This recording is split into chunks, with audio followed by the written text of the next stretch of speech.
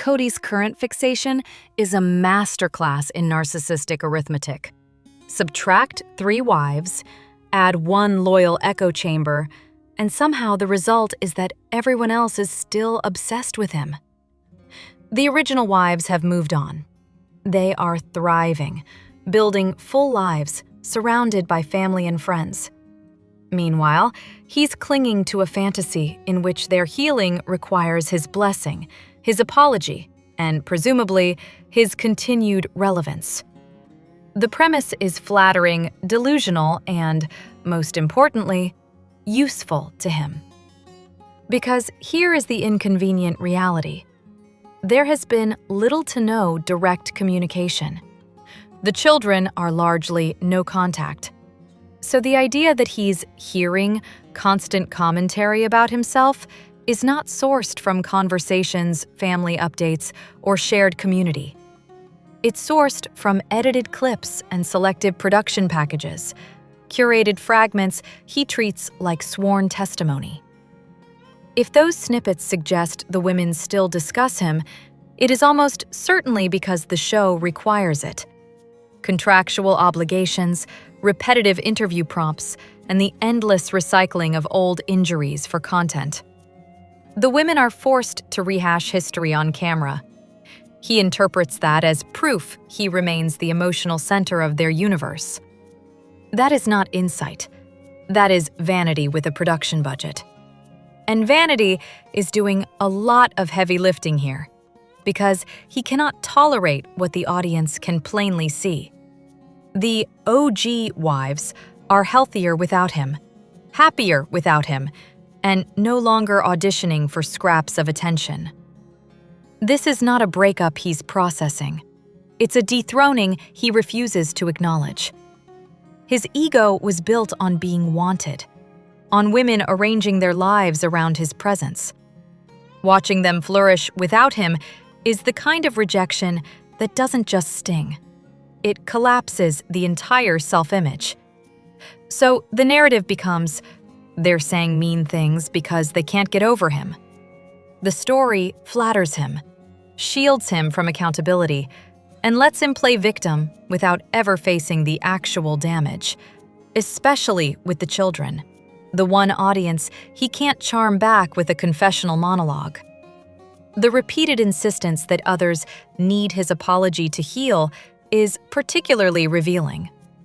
Few statements advertise self-absorption more efficiently than claiming someone else's recovery is waiting on his performance of remorse. Of course, the supposed remorse never seems aimed where it matters. The tough conversations, especially with the kids, are avoided. The apologies that do appear land like scripted filler, arriving late, vague, and conveniently detached from the responsibility of follow-through. The posture is bold on camera and evasive off it, demanding emotional authority while dodging emotional accountability. Meanwhile, the production needs do not disappear just because relationships do. Filming requires partners. Storylines require conflict. And conflict requires a villain who believes he's misunderstood. When the original family structure dissolves, what's left is a man who still needs people to film with, because the camera isn't just documenting his identity, it's propping it up. No filming, no relevance. No relevance, no income stream. The shift from family patriarch to reality TV circuit wanderer is not subtle. It's survival dressed up as principle. Being liked would be ideal. Being hated enough to draw an audience will do. The surrounding environment doesn't help. The remaining household is routinely described as isolated. Fewer friends, fewer connections, fewer organic stories. When a life has to be manufactured for television, even peripheral figures start to feel like extras, arranged, introduced, and deployed as needed. The overall effect is increasingly staged, with authenticity sacrificed to keep the checks rolling in. And it's not just one person playing the game. everyone still participating benefits from the machinery, which makes the moral outrage feel oddly selective. Then there's the pandemic-era mythology, which Cody seemed to interpret as a personal loophole. A chance to justify absence, tighten control, and distance himself from much of the original family while insisting it was all for safety. The optics didn't improve when illness still arrived through the very exceptions carved out, such as permitting outside childcare, raising obvious questions about why certain people were allowed into the home while the children were treated like liabilities. The rules became less about health and more about authority. Who gets access, who gets punished, and who gets blamed. What emerges is a character pattern as predictable as it is exhausting. Projection, entitlement, and a relentless hunger for external validation. When that validation dries up, the reaction is not reflection, it's desperation. The image is almost too perfect, an emotional drifter, face pressed to the glass, demanding entry into lives that have already changed the locks. And perhaps the most revealing piece is how little he seems to comprehend that healing can happen without him. The original wives didn't wait for permission. They didn't require a ceremonial apology to begin thriving. They simply left, rebuilt, and continued, proving that the central myth of his self-importance was exactly that, a myth. The irony is that his greatest fear appears to be coming true in real time. He's finally realizing that the public doesn't like him, and the reasons are not mysterious. Cruelty, childishness, and refusal to take responsibility are not misunderstood personality quirks. They are character defects with consequences. The women moved on. The children pulled away.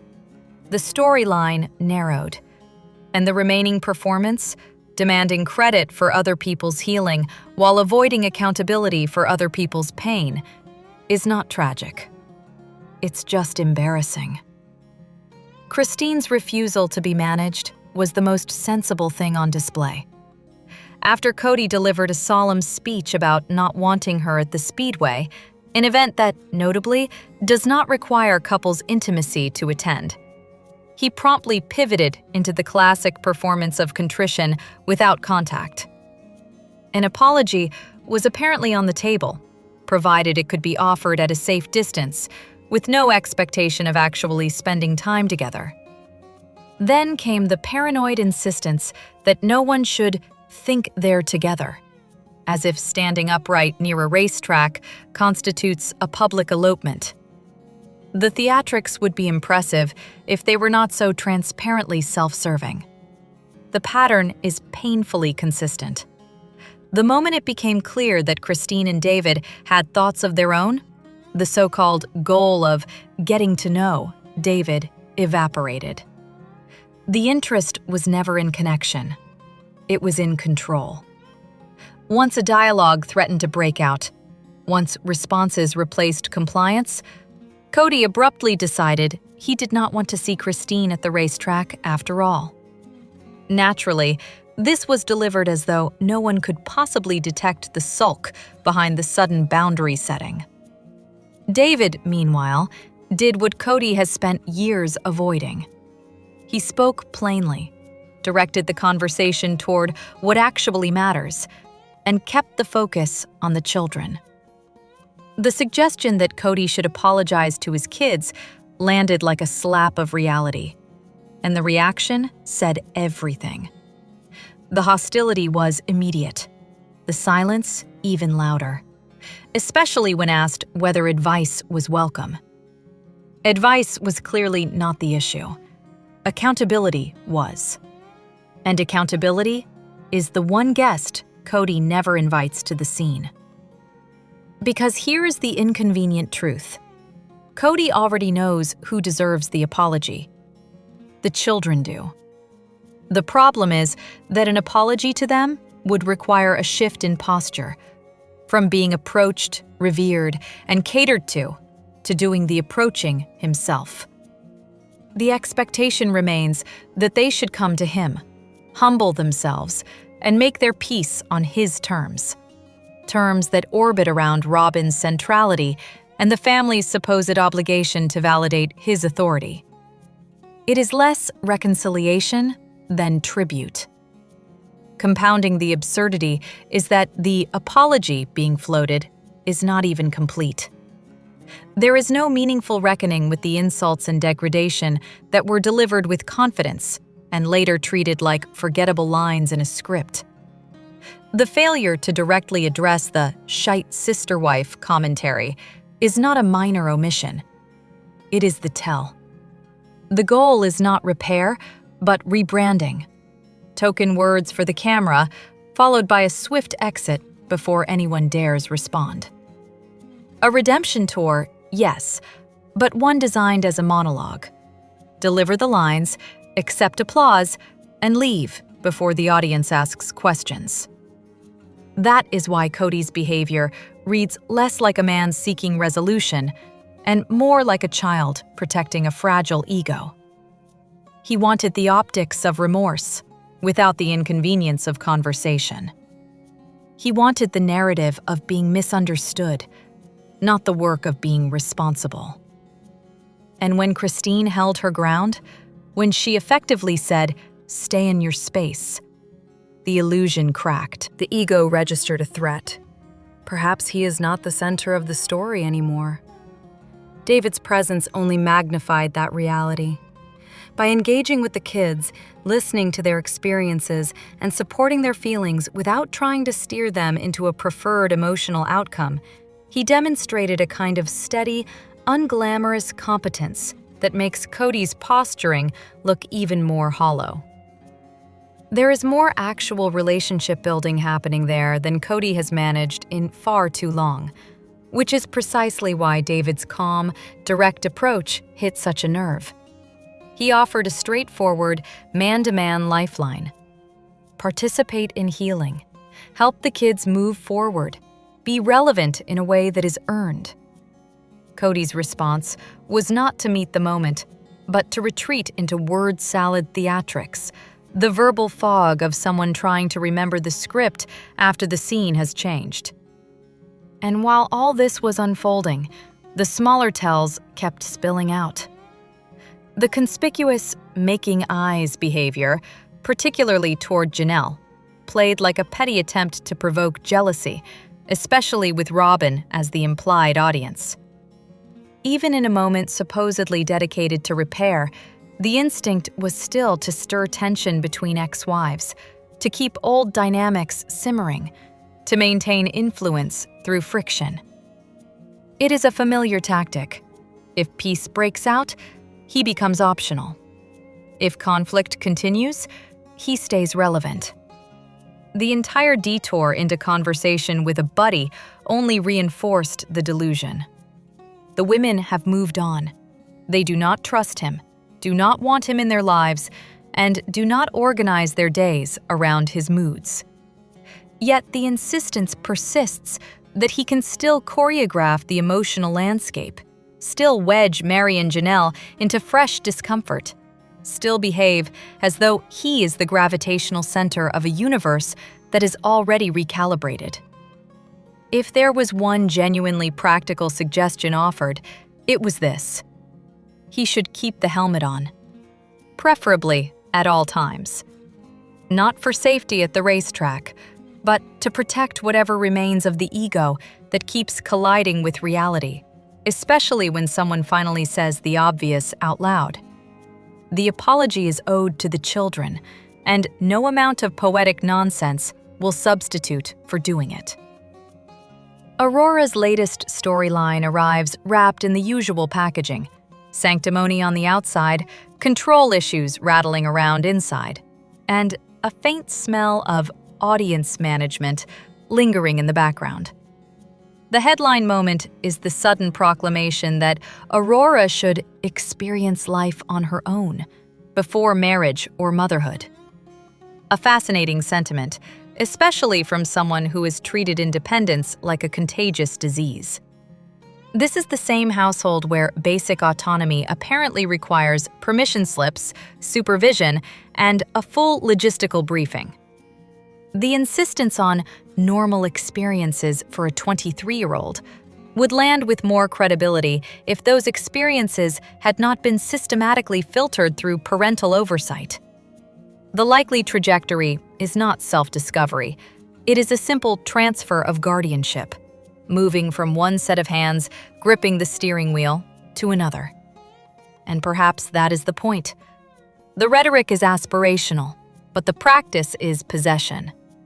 Experience life does not mean freedom. It means carefully curated exposure under tight management, ideally with a chaperone and a narrative arc. The broader problem is structural. A family ecosystem engineered to absorb all oxygen in the room. One figure operates on a steady diet of self-importance, an endless monologue of me, me, me. The other performs a financial magic trick in reverse, where money disappears with impressive speed and somehow never reappears where it might benefit anyone else. In that environment, it is not surprising that Aurora reads as sheltered, unsure, and perpetually juvenile. When identity formation happens under constant supervision, the result is not confidence, it is compliance. Naturally, the show wants this to look godly and wholesome, as if a carefully staged moral aesthetic will counterbalance years of public skepticism. The wholesome narrative is less a value system than a public relations strategy. Sell purity, sell devotion, sell the idea that everything is principled and orderly. Meanwhile, the audience is expected to ignore the increasingly obvious possibility that Aurora is being positioned as content. Another scripted arc rolled out to distract from the dreary repetition of performative family meetings and endless dinners designed to relitigate monogamy in slow motion. Even the timing feels calculated. The seeds for this were planted seasons ago. Casual foreshadowing about a boy at school, the subtle pivot toward romance, and now the formal launch of Aurora getting married as a storyline. The production logic is transparent. If the central marriage has imploded and the original structure has collapsed, then the next generation becomes the replacement plot engine. Weddings, engagements, and courtships are reliable television currency, particularly when someone else can be maneuvered into funding the spectacle. And then there is the bizarre moral instruction offered with a straight face. A man is not a financial plan. The statement would be admirable coming from someone who did not benefit from exactly the kind of financial rescue this warning pretends to condemn. Delivered from that vantage point, it is not wisdom. It is hypocrisy performed as guidance. The situation also exposes the difference between how Aurora is framed and how she may actually function. Other family members have spoken warmly of her, describing her as kind, affectionate, even uniquely supportive during fractured relationships. That does not automatically translate into maturity, but it complicates the caricature. It raises the possibility that what appears on camera is not the whole person, but a version shaped to fit the household brand. Sweet, childlike, pliable, and safely non-threatening. The concern is what happens if the relationship progresses. If the partner's career involves deployments and long separations, the independence narrative will be tested immediately. A young wife left behind, possibly with a baby, becomes the perfect justification for retreating into the family home, back under maternal supervision, with assistance conveniently outsourced to hired help. Independence, in this model, becomes a temporary aesthetic. Discussed earnestly, implemented never. There is also the lurking subtext that the "live your own life first" speech is not about Aurora's growth at all. It reads more like resistance to outside influence. an excuse to slow-walk commitment until control is secured. The real fear is not early marriage. It is Aurora slipping beyond the approved orbit and being shaped by someone else's priorities. Of course, none of this is new. The pattern is consistent. Say what sounds reasonable, then do what maintains control. Publicly deny micromanagement while privately choreographing outcomes. Present as a principled parent while quietly angling for security, preferably a wealthy match that guarantees the preferred lifestyle when existing resources shrink. The threat is not love, it is boundaries. If the children do not enforce them, the relationships will be managed like everything else. By interference, emotional leverage, and relentless supervision disguised as concern. The irony is that the episode itself reportedly offered little evidence of readiness for adulthood. Aurora's demeanor and speech patterns come across as strikingly young. So much so that the idea of college-level independence feels incompatible with the presentation.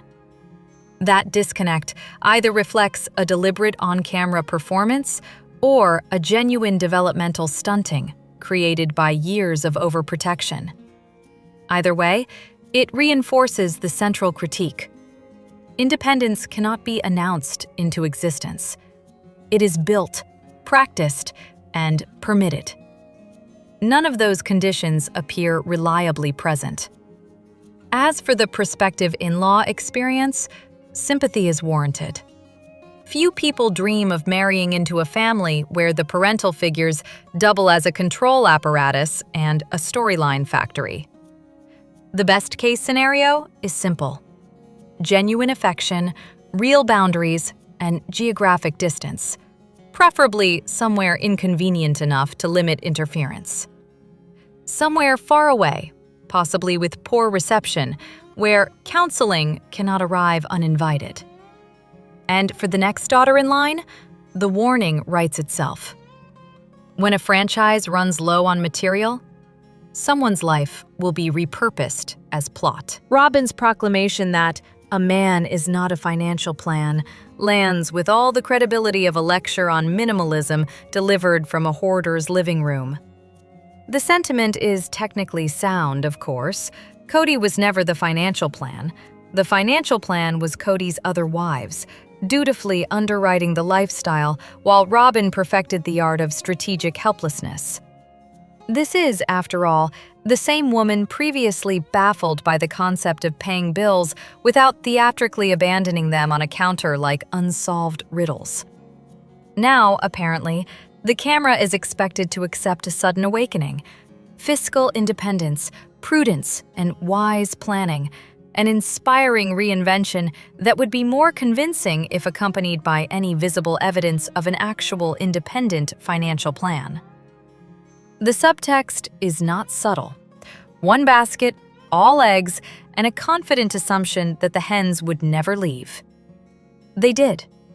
And now the prize is living full-time with Cody, which was always the objective, just not, presumably, under conditions that require effort, accountability, or a reduction in the fantasy of staying home in comfort while others handle the unglamorous mechanics of survival.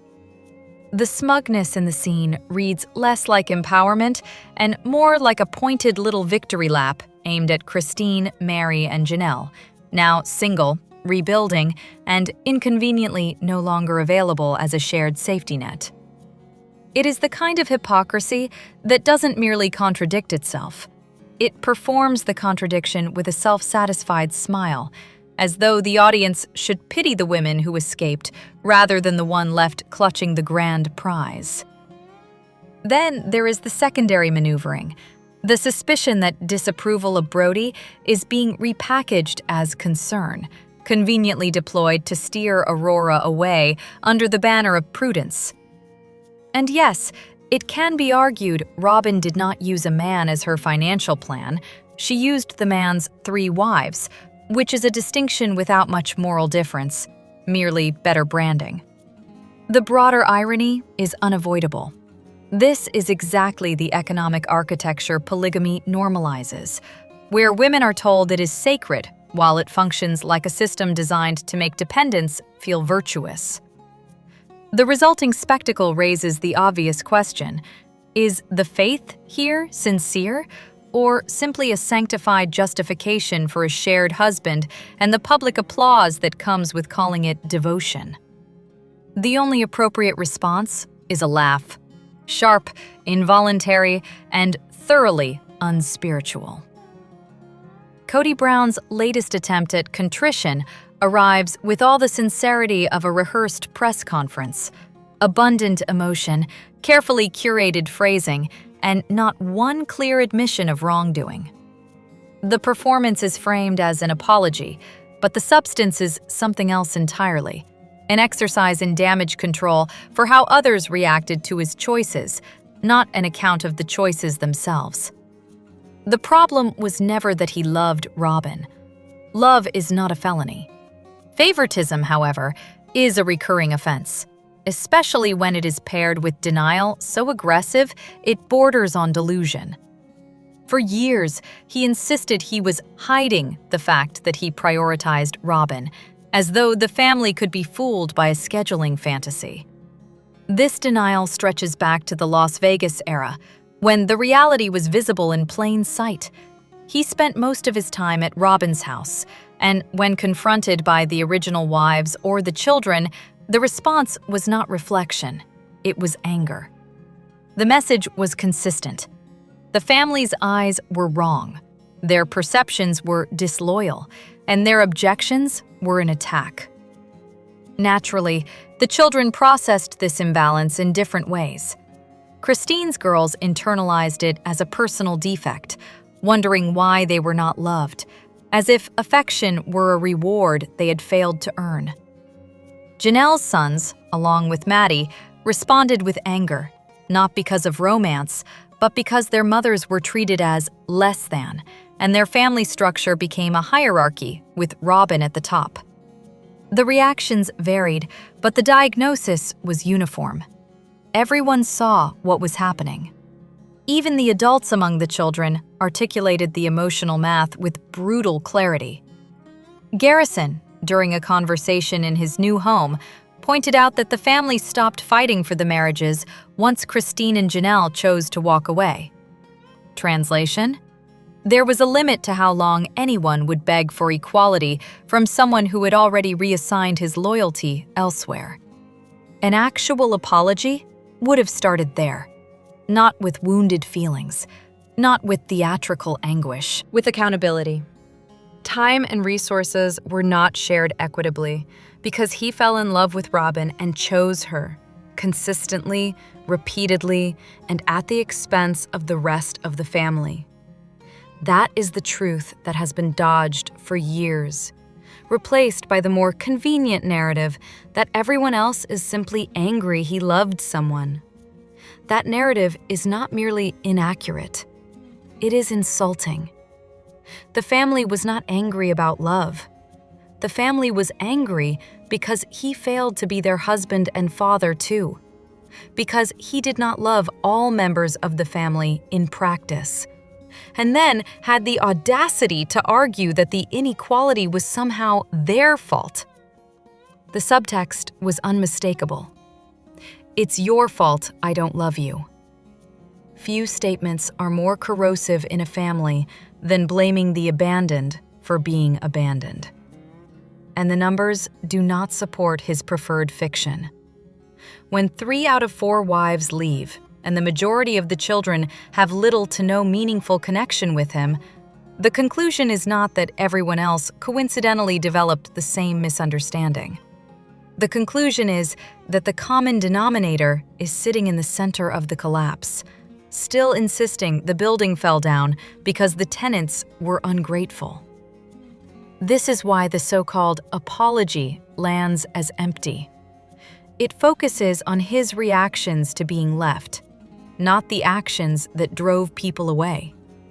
He speaks as though the rupture began when others stopped tolerating his behavior, rather than when he began practicing favoritism and calling it leadership. He apologizes for what he felt, not what he did. Even more telling, the two words that actually constitute an apology, "I'm sorry," never appear in any meaningful way. Without them, what remains is sentiment dressed up as repentance. The lack of self-reflection is not incidental. It is the engine of the entire performance. Even while others discuss the children and the damage done, the reflex is to suggest the children have also wronged him. It is a remarkable inversion, particularly for a parent. A father leads, even with adult children. Leadership does not mean demanding deference. It means taking responsibility when relationships fracture under your watch. Instead, the posture is defensive, performative, and strategically vague, an attempt to manipulate the emotional narrative back into his favor while appearing repentant for the cameras.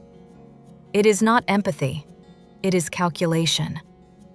The tone suggests he is workshopping lines, not expressing remorse.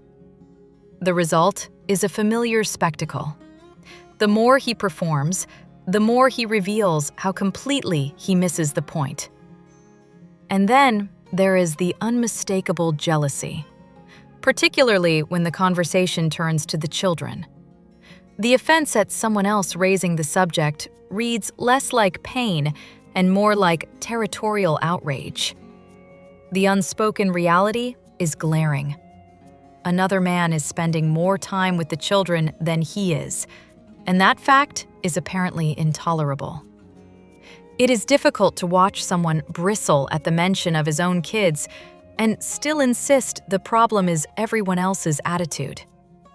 Christine's continued refusal to engage, calm, detached, and uninterested in participating in the melodrama, only exposes the hollowness of his apology further.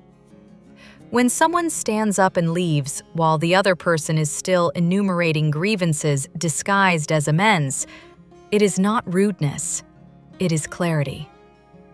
The broader dynamic has become almost textbook. Cody presents as an overt narcissistic manipulator, grandiose certainty, perpetual grievance, and a hostility toward accountability. Robyn reads as a dependent user of people and a covert manipulator. Soft presentation, strategic vulnerability, and quiet consolidation of power. What keeps the audience trapped between fascination and frustration is that they remain loyal to the act. They deny what everyone can see. They chose each other, and they chose each other alone, even if it cost everyone and everything else. Ironically, the one thing that might resolve the tension, an honest admission, would also end the suspense.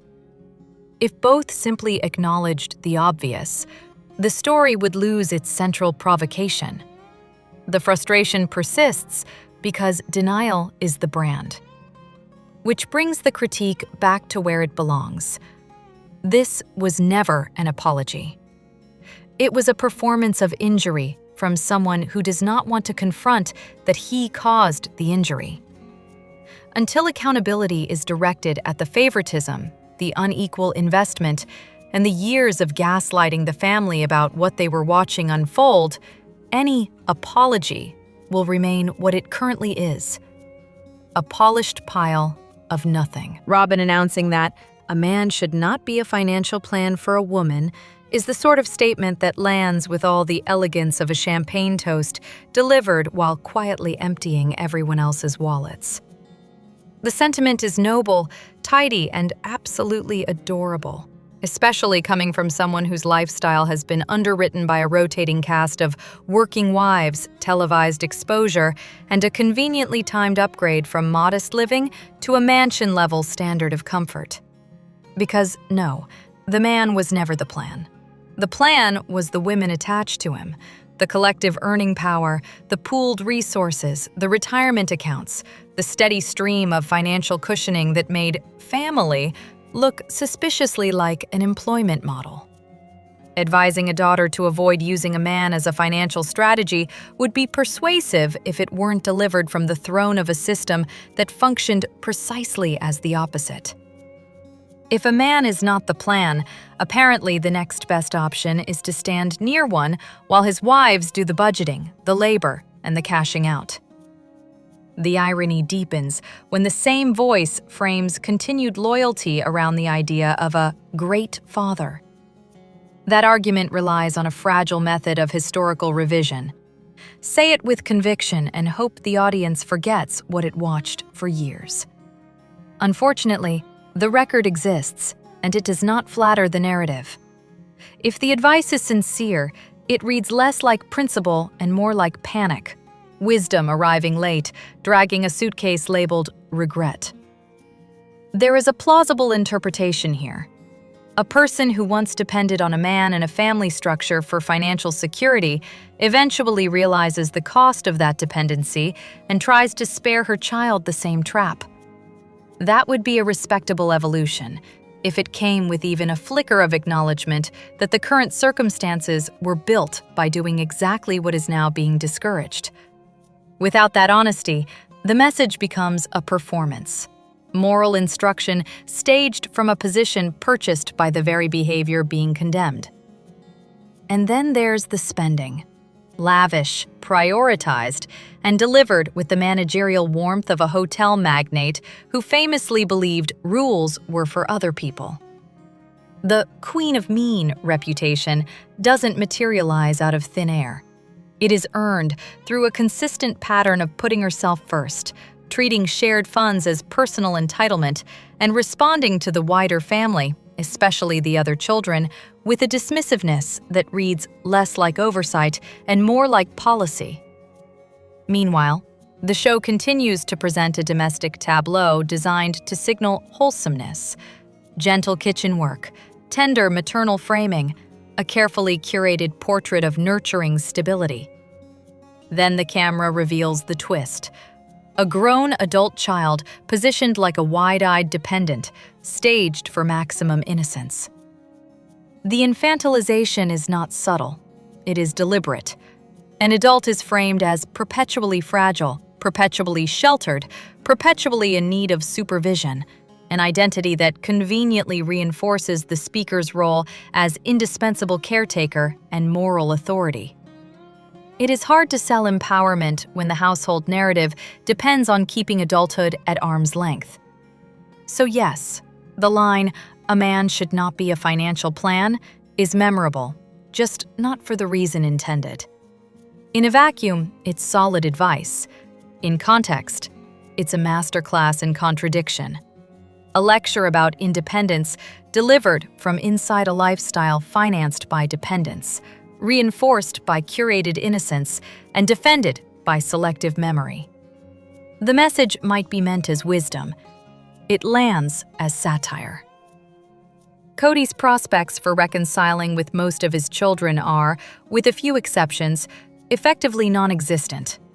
Not because reconciliation is inherently impossible, but because it requires two basic skills that remain stubbornly absent: accountability and the ability to recognize other people as fully independent humans with experiences that do not orbit his self-image. The pattern is consistent. The venom directed at his children is not incidental.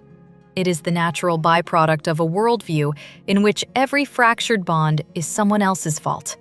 Every boundary is a personal attack, and every consequence is an injustice. The most revealing feature is not the estrangement itself, but the continued refusal to acknowledge that the damage was done individually, child by child, relationship by relationship, through decisions made with astonishing confidence and minimal introspection. The situation is still being ignored despite ample public visibility, despite direct reactions from the children, and despite repeated opportunities to do the one thing that might matter: show up consistently and do the work privately.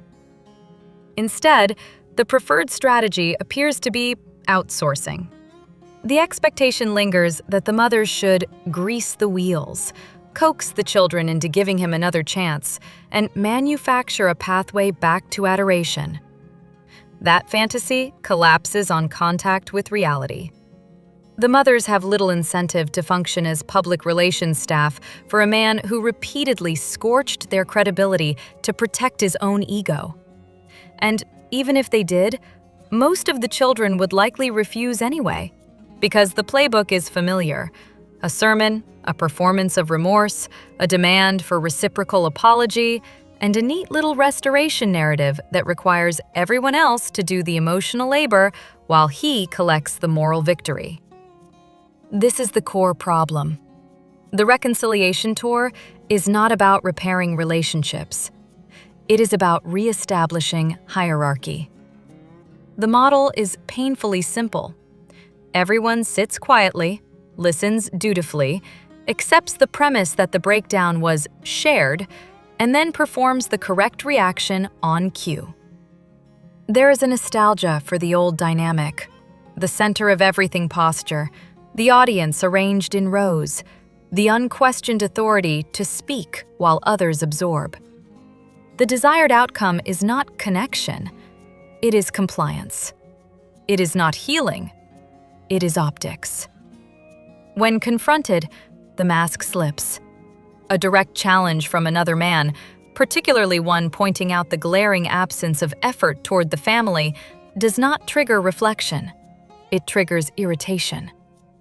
The disparagement that follows is not persuasive, it is defensive. The attempt to diminish Christine with predictions of regret about her remarriage was not only noticed, it was rendered irrelevant by the fact that the remark exposed exactly what it intended to conceal: the need to remain number one, even if the only trophy left is a handful of metaphorical Uno cards held like a crown. The heal rhetoric only sharpens the absurdity. It is offered as though the women are broken, longing, or incomplete without him, when the visible evidence suggests the opposite. The insistence that they need healing reads less like concern and more like a final attempt to keep himself positioned as the necessary component of their emotional story. The narcissistic framing remains intact. Benevolence is performed, superiority is implied, and their contentment is treated as either denial or hostility. Meanwhile, the unwillingness to separate the children from their mothers continues to poison the entire process. The children are not treated as individuals with their own relationships to him. They are treated as extensions of the women who left. That conflation feeds resentment and justifies avoidance. If the children are merely proxies in a larger marital grievance, then repairing those bonds would require admitting that the conflict was never only between adults. It would require facing how profoundly the parental relationship was mishandled. Then there is the influence of Robyn, which functions as both accelerant and anchor. The narrative is continually nudged toward shared responsibility, a convenient reframing that dilutes accountability until it becomes indistinguishable from no fault at all. The coaching is consistent. He did little wrong, others contributed. Everyone must meet him halfway. For someone already inclined to view himself as perpetually wronged, this is not guidance, it is permission. And in practical terms, it creates a gatekeeping structure. Reconciliation is allowed only if certain children first offer apologies for criticizing Robyn. Many will not, which neatly removes the inconvenient ones from consideration while preserving the claim that reconciliation was possible if only others had chosen it. The most damning indicator is that even a major loss has not compelled a visible reset of priorities. If a tragedy of that magnitude does not provoke a genuine, sustained effort to move heaven and earth to repair what remains, it suggests something far more entrenched than temporary anger or miscommunication.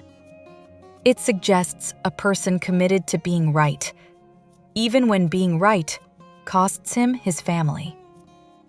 The result is predictable.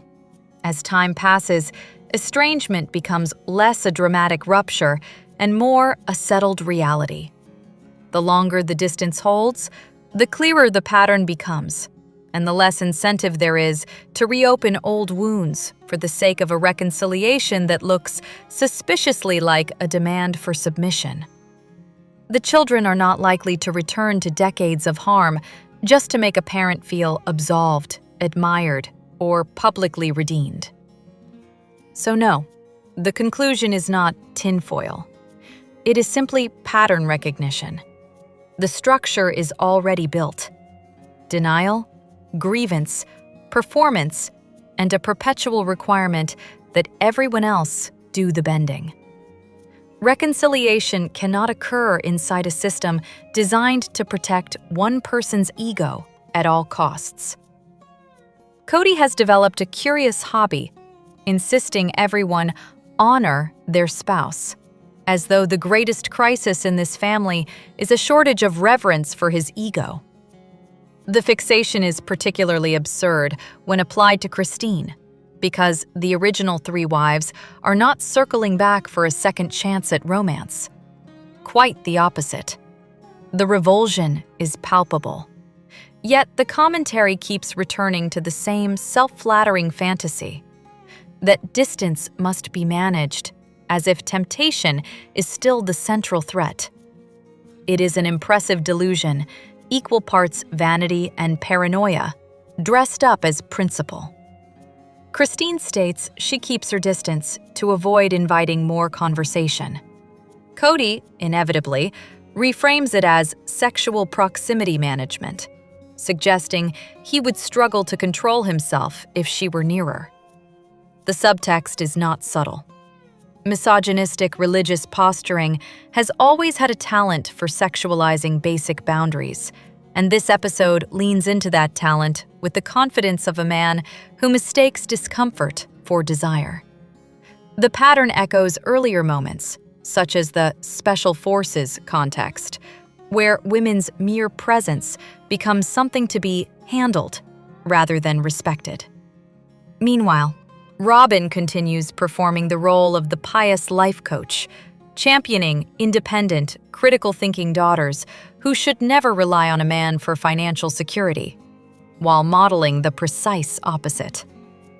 The lived example has been dependence as strategy, entitlement as identity, and the gentle art of taking without earning, so work remains optional. The sanctimony, prayers for this, moral instruction for that, lands as hollow theater when the lifestyle being showcased is built on extraction. Take it all has not been an unfortunate phase. It has been the consistent brand. And if there is a single unguarded truth in the messaging about raising independent women, it reads less like empowerment and more like warning. A person deeply unhappy with the life being lived, desperate that the next generation not repeat it. Christine's happiness is treated not as a natural outcome of leaving a failed marriage, but as a personal affront to the man who believes his approval is the hinge upon which her emotional life must swing. He cannot tolerate that she has moved on without waiting for a ceremonial apology, as though her freedom requires his paperwork. Watching a narcissist process reality is, in its own grim way, instructive. The strained effort to sound accountable, the near immediate pivot back to blaming others, and the inevitable decision that even the children share responsibility for the family's breakdown. The question writes itself.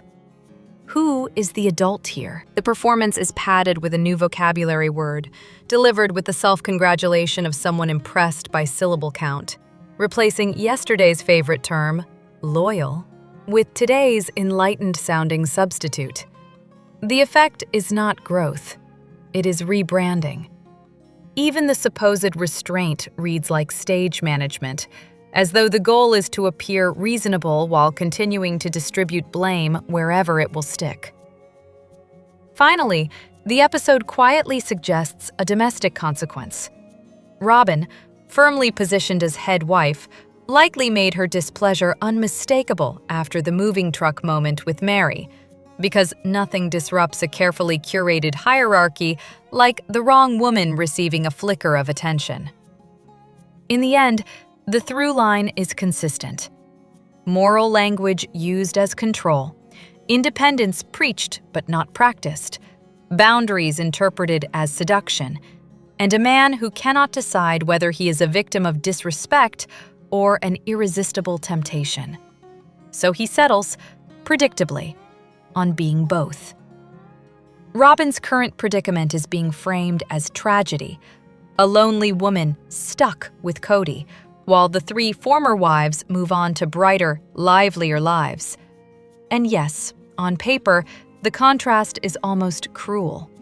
The ex-wives appear to have what most people enjoy in adulthood: humor, energy, hobbies, grandchildren, and the kind of everyday companionship that doesn't require emotional hazard pay. They would at least provide conversation, movement, a pulse, possibly even the sort of casual, slightly ridiculous bonding ritual that makes long relationships tolerable. Meanwhile, Robyn is left with Cody, a man whose remaining personality traits seem to be biceps maintenance and hair preservation. The idea of spending prolonged time with him is less romantic resolution and more extended confinement. If misery has a soundtrack, it is him explaining his feelings while admiring himself. So yes, it is easy to understand why depression and regret would enter the chat. Anyone watching the social center of gravity shift away, watching the fun, connected family life evaporate, might feel the creeping certainty that the best years are gone. The future looks smaller, quieter, and weirdly decorative. A home full of curated objects, performative sentimentality, and the unmistakable smell of consequences. And then comes the problem with the sympathy narrative. Robyn is not a passive character swept into misfortune.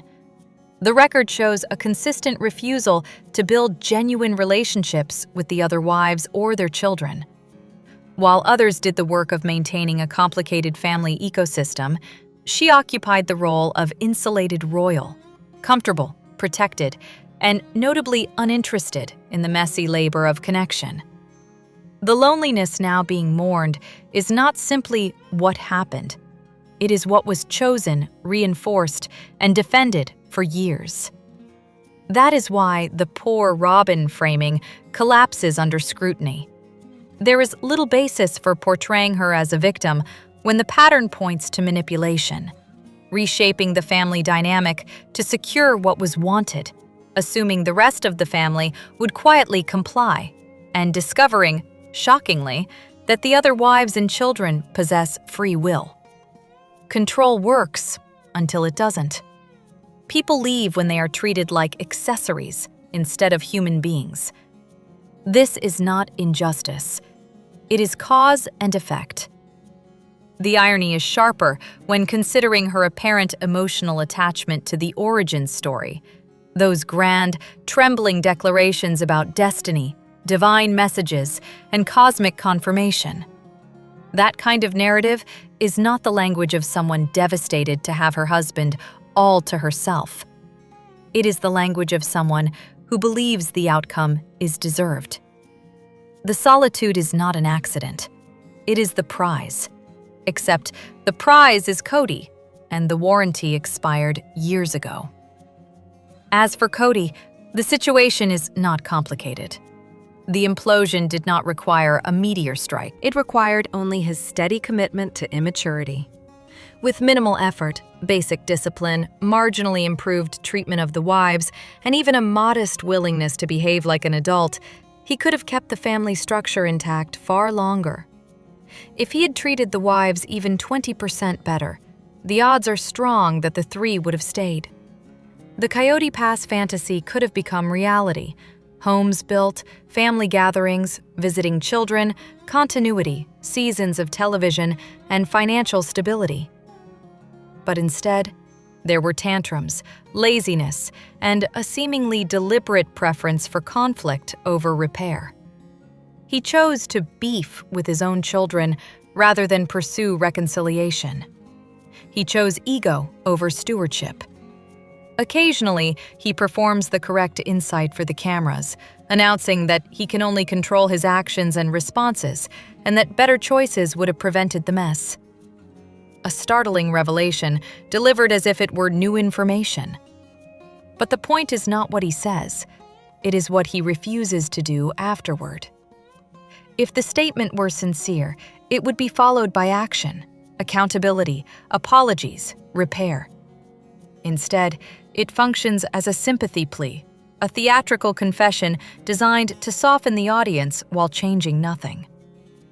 And the cruelest detail in the entire arrangement is this: his relationships with his children appear conditional. Unless the children accept Robyn, he is effectively not allowed to maintain a relationship with them. A father held hostage by his own preferences and household politics, choosing compliance over connection, then acting bewildered when the children stop chasing him. So yes, there is something bleak about Robyn alone with Cody. It looks like emotional punishment. It feels like regret. But it is also the predictable endpoint of years of isolation, control, and strategic detachment from the rest of the family. In the end, everyone is living with what they built. The ex-wives reclaimed their lives. The children withdrew from a system that demanded submission. Cody performs introspection while refusing responsibility.